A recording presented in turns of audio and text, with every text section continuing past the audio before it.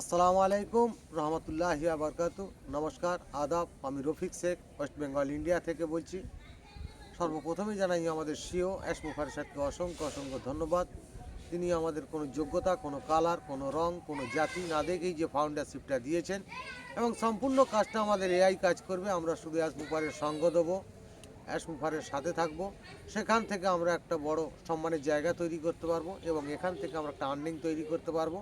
সেই এসমুফারের স্যারকে অসংখ্য অসংখ্য ধন্যবাদ জানাই। তাই আমি 2-4 লাইন কবিতা ছন্দের মাধ্যমে আপনাদের সামনে নতুন বছর 2026-এ তুলে ধরছি।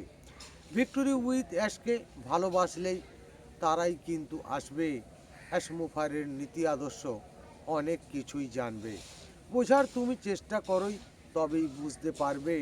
তা না হলেই তুমি কিন্তু অনেক পিছিয়ে পড়বে। ভাবছো তুমি মনেই মনেই পরেই করব কাজ, পিছন দিকেই হাঁটবে না আর অ্যাসমুফারেই আজ। স্বপ্ন তুমি বড় দেখবেই, অ্যাসমুফারেই বলে। ভিক্টোরি উইথ অ্যাসের সম্বন্ধে বুঝবে তুমি কবে। অন্য কাজেই তুমি কতই সময় দিচ্ছ, ভিক্টোরি উইথ অ্যাসের অভিনয়তে সময় নাহি পাচ্ছ।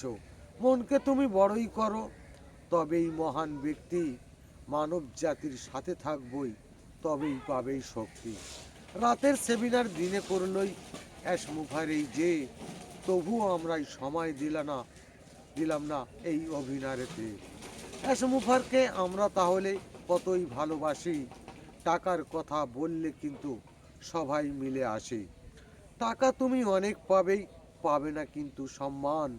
ভিক্টোরি উইথ অ্যাসের বুঝলে তুমি, তবেই তুমি যোগ্য ব্যক্তি মহান।